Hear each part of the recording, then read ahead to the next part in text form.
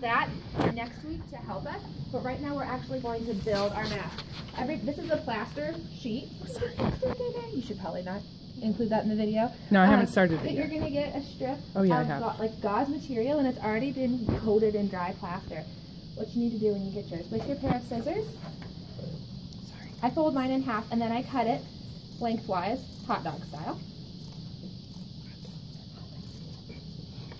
Like that. So now you have two long strips. You're going to cut these into smaller rectangles. They should probably be like this. Right, you guys wait, you want to do it? Like that. Are you guys all familiar with paper mache? This is going to be a very similar process to paper mache. So you're going to take your calendar page. These are going to protect our desk. You're going to lay that out, and then you're going to set up your workstation. You're going to put your mask. You're going to put your pile of plaster strips in front of you, and then you have a container of water. You can share with a partner, or you can use your own. This water has already been used. That's why it looks a little weird. But you're going to start by dipping your strip in water. When you peel it up, you may hear a little crackling. That means that the plaster and the gypsum in there, all the chemicals that are used to make this is being activated. Once it is wet, you have to use it immediately. You put it down on your mask, and then you need to take a finger and you need to rub all of the plaster that has been activated into that gauze material. We do not need to see holes in this material once it has been activated. You see how I'm filling in that stuff?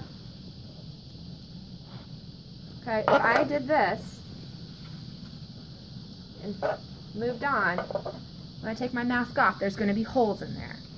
Okay, you want to make sure that when you stick your pieces next to each other, they overlap just a little bit, so when they dry, they will dry together. You're going to do 2 or 3 layers of this completely, and then you are going to go the opposite direction and do another layer. So right now I'm going up and down vertical.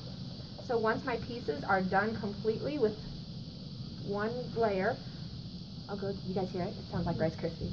I'm going to go another layer in another direction. I am still making sure that I am trying to cover in all of those little spaces and nooks on my mask. Now, some of your masks don't have noses, some of them don't have eyes, some of them don't have mouths. That is totally your call. That is up to you. You're going to work with your material, and you're going to form it around your face form however you like. So if you don't want a nose on your mask, you're not going to cover the nose area on your form. You'll take, once this hardens, you'll take this off, and then you'll just cover over your nose once it is off the form. If you don't want a mouth, it's the same process. Do we have any questions? How many layers? Oh yeah, sorry. Go ahead. If we want a mouth, we cover over it. If you want this mouth, you can cover over it, yeah, because it'll actually leave that form of the mouth, and they do cover really nicely. All right, guys, how many layers of this do we need? 2 to 3. 2 to 3.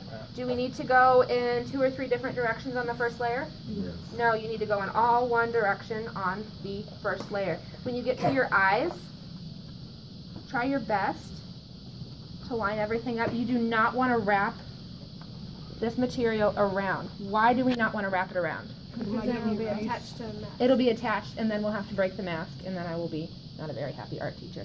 You want to get it as close to this space as possible. Can everybody see that? If you have some that kind of goes over a little bit, that is fine. You can either tuck it in like this, or when it dries, we'll pull it off, and then we'll just take a pair of scissors and cut off that rough stuff, okay? So what do we need? Water. We need plaster strips. They are over there. No, actually, just kidding.